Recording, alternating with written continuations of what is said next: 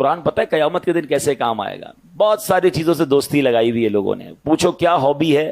میری hobby sports ہے. میری ہابی موبائل پر گیم کھیلنا ہے. میری ہابی کیا ہے جناب؟ میں کمپیوٹر پہ ٹائم گزارتا ہوں. میری ہابی فلاں پتہ نہیں ٹومی جونی پتہ نہیں کس کس کی کتابیں پڑھتے رہتے ہیں. ارے مسلمان کی پہلی ہابی تو قرآن ہونا چاہیے نا, پہلی مصروفیت تو قرآن ہونی چاہیے. سنو قرآن کیا کام دے گا.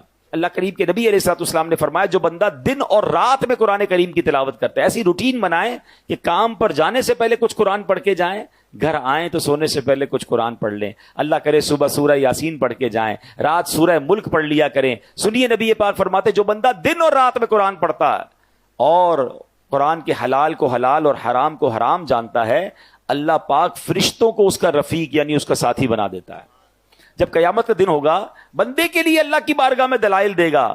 قرآن کہے گا رب کریم ہر شخص دنیا میں اپنے کام کی اجرت لیتا تھا. جو بھی کام کرتے ہیں اس کی فیس لیتے ہیں نا.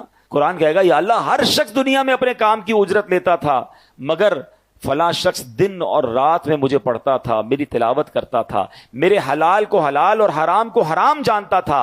اے اللہ آج اس کو اجر عطا فرما, یعنی آج اس کی اجرت عطا فرما. قرآن کریم کی عرض پر اللہ کریم اس بندے کو تاج شاہی اور کرامت کا لباس پہنائے گا. اب اللہ قرآن سے فرمائے گا حل ردیتا, اے قرآن کیا تو راضی ہے؟ ذرا غور کیجئے, بندے کو عزت کا تاج اور کرامت کا لباس پہنا کے بندے سے نہیں پوچھے گا, اللہ قرآن سے سوال کرے گا, اے قرآن تو راضی ہے؟ تو قرآن کہے گا یا رب اس سے بھی زیادہ افضل اجر عطا فرما.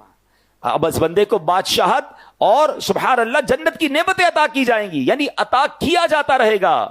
حدیث کا خلاصہ ہے کہ قرآن کے بارے میں اللہ تبارک و تعالیٰ پھر قرآن سے سوال فرمائے گا کہ اے قرآن کیا تو راضی ہے؟ اللہ اکبر, ذرا غور کیجئے.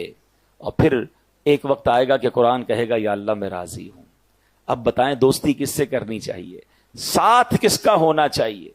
انفارچونیٹلی بہت ساری چیزیں ہم روز اوپن کرتے ہیں, روز سافٹ ویئر اوپن کرتے ہیں, روز آن لائن ہوتے ہیں, قرآن آن لائن نہیں کرتے.